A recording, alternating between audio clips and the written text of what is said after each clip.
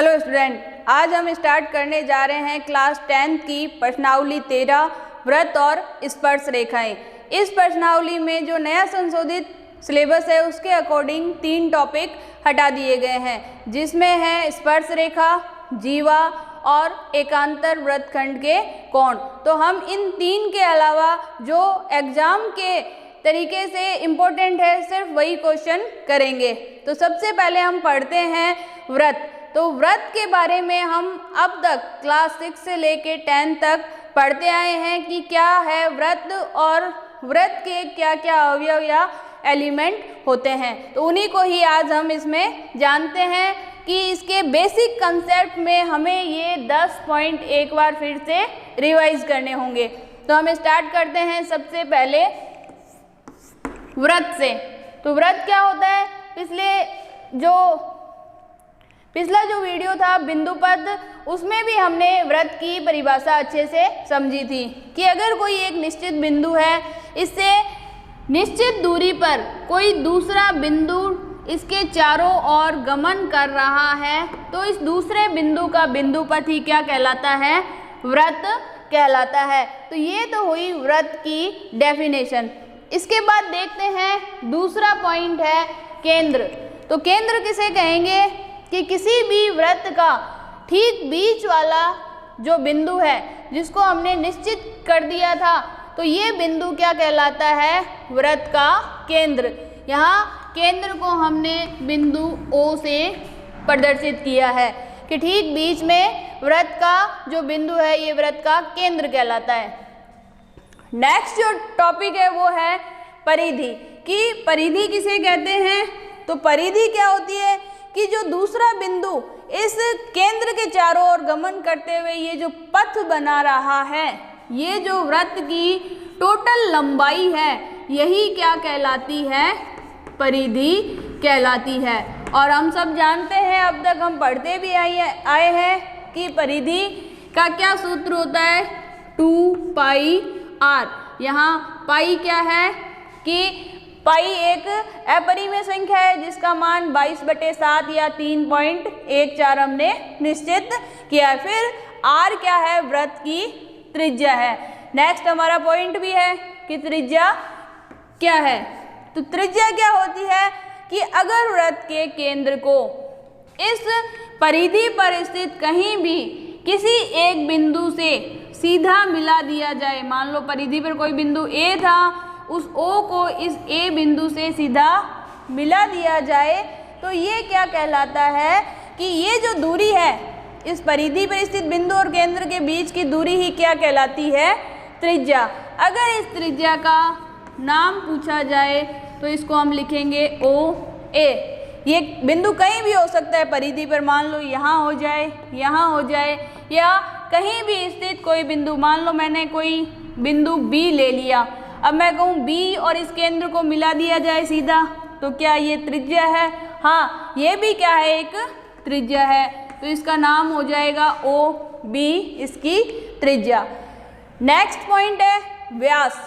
व्यास किसे कहते हैं, तो हम देखते हैं कि व्यास क्या होता है कि परिधि पर स्थित कोई एक बिंदु A है, मान लो इस तरफ कोई परिधि पर स्थित बिंदु C है, इन दोनों को इस तरीके से सीधा मिलाया जाए कि उसमें से होकर, केंद्र में से होकर, कि अगर सीधा मिलाने पर जो रेखा बन रही है वो रेखा अगर इस केंद्र में से होकर गुजर रही है तो वो क्या कहलाता है, इस वृत्त का व्यास कहलाता है। एक बार फिर से समझ लीजिए, व्यास क्या होता है कि परिधि पर, वृत्त की परिधि पर स्थित दो बिंदुओं को सीधा मिलाने से बनी रेखा पर अगर व्यास स्थित हो या व्यास में से होकर वो रेखा गुजर रही है तो वो रेखा क्या कहलाती है, वृत्त की व्यास कहलाती है। तो यहाँ हम व्यास का क्या नाम लिखेंगे, व्यास A और C।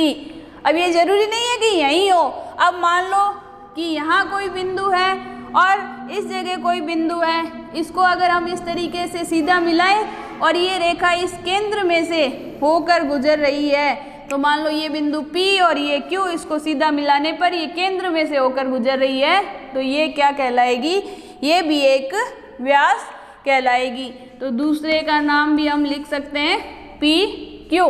इस तरीके से कितने भी व्यास हम खींच सकते हैं, कितनी भी त्रिज्याएं इस वृत्त में खींच सकते हैं। तो नेक्स्ट हमारा टॉपिक क्लियर हो चुका है व्यास। नेक्स्ट हम देखते हैं जीवा।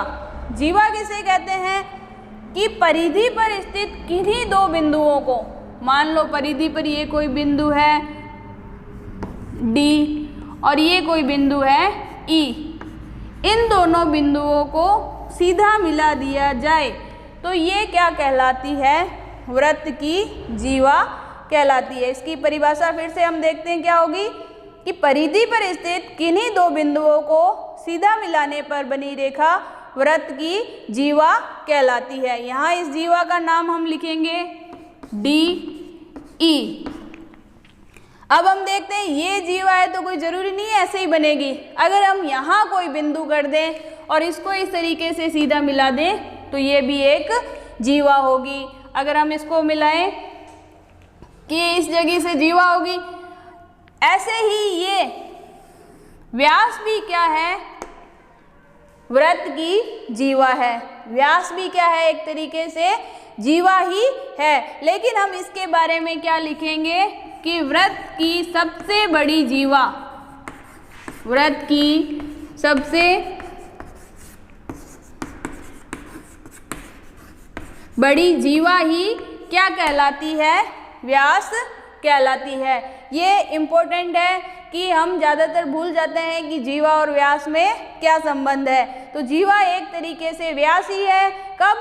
जब वो केंद्र में से होके गुजरे तब वो व्यास कहलाती है। जब तक ये केंद्र में से ना गुजरे तब तक ये क्या कहलाएगी, जीवा कहलाएगी। नेक्स्ट हमारा पॉइंट है चाप। वृत्त की चाप किसे कहते हैं? तो वृत्त की चाप क्या होती है कि वृत्त पर स्थित किन्हीं दो बिंदुओं के बीच की दूरी, यानी वृत्त पर ये दो बिंदु हैं A और D। अब इन दोनों के बीच की दूरी किसके अकॉर्डिंग, परिधि के अकॉर्डिंग, यानी कि परिधि के अनुदिश वृत्त के दो बिंदुओं के बीच की दूरी क्या कहलाती है, वृत्त का चाप कहलाती है।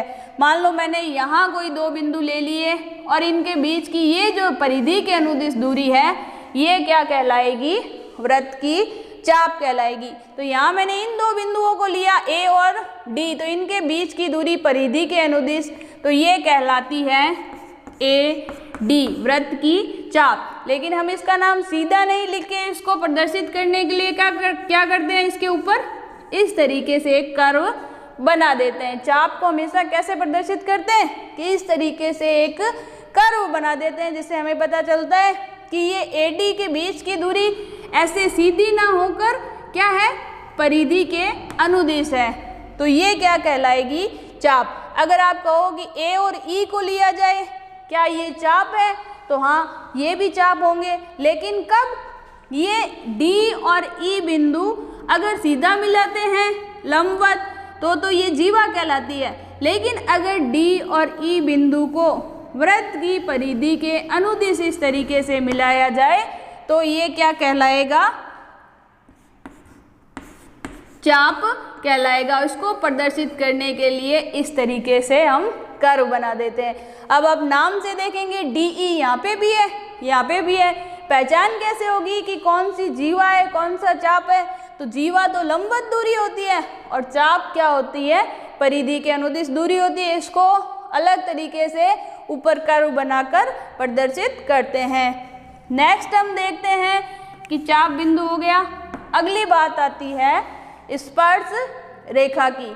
तो स्पर्श रेखा को हम, अगला हमारा जो नेक्स्ट टॉपिक है वो स्पर्श रेखा से ही संबंधित है कि स्पर्श रेखा क्या होती है, कितनी तरीके की स्पर्श रेखाएं खींची जा सकती है, वृत्त पर बिंदु की स्थिति क्या हो कि उसे वृत्त की स्पर्श रेखाओं की संख्या ज्ञात करें। तो वहाँ हम और ज़्यादा एक्सप्लेन करेंगे, लेकिन यहाँ सिर्फ हम इसकी डेफिनेशन देख लेते हैं कि स्पर्श रेखा किसे कहते हैं। तो स्पर्श रेखा क्या होती है कि किसी भी वृत्त पर अगर कोई एक बिंदु ले लिया जाए, मान लो ये P बिंदु ही ले, या अगर यहाँ हम कोई R बिंदु ले लिया जाए, वृत्त की परिधि पर स्थित किसी बिंदु से अगर कोई रेखा इस वृत्त को स्पर्श करते हुए, टच करते हुए निकले तो ये क्या कहलाती है, इसकी स्पर्श रेखा कहलाती है।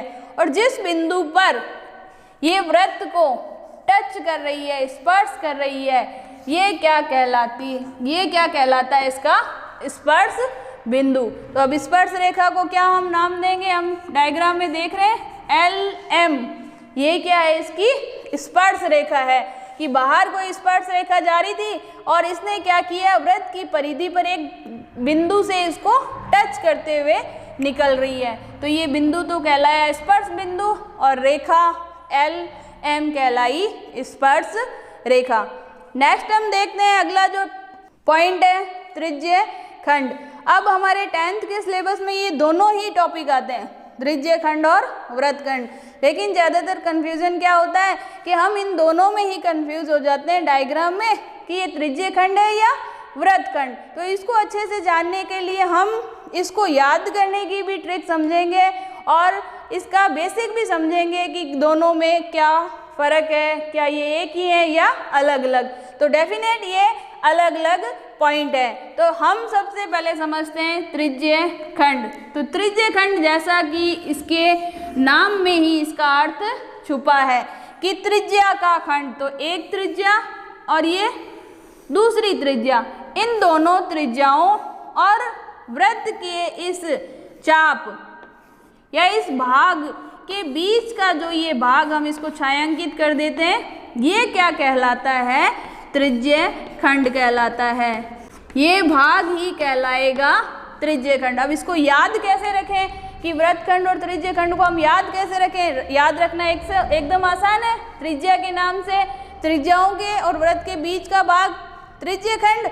और अगर वृत्तखंड की बात करें कि वृत्तखंड क्या है, तो वृत्तखंड क्या होगा कि मान लो ये कोई बिंदु P है, यहाँ ये बिंदु C है, इसको हम इस तरीके से सीधा मिला दें तो ये PC तो क्या कहलाई, इसकी जीवा कहलाई, वृत्त की जीवा कहलाई। और अगर परिधि के अनुदिश ये दूरी ली जाए तो ये क्या कहलाई, वृत्त की चाप कहलाई। तो वृत्त की जीवा और इसके अनुदिश वृत्त के चाप के बीच का ये क्षेत्र क्या कहलाता है, वृत्तखंड कहलाता है। तो इसमें बिल्कुल भी कंफ्यूज नहीं होना है कि वृत्तखंड क्या है और त्रिज्य खंड। त्रिज्याओं के और वृत्त के बीच का भाग त्रिज्य खंड और जीवा और वृत्त के बीच का भाग क्या कहलाता है, वृत्तखंड।